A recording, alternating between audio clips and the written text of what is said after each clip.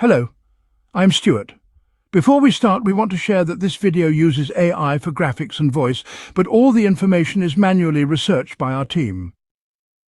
Here in the video, we will share the details for the CRA error code ACC-004. The error reads, "The information you have requested about your account is not currently available online.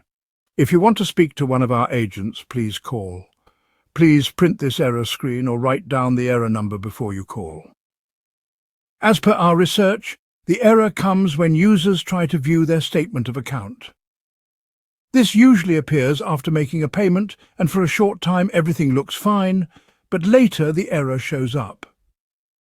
According to our research, this error can appear due to various reasons, such as large refunds, disputed amounts, pending payments, insolvency events, or any unusual activity in the account.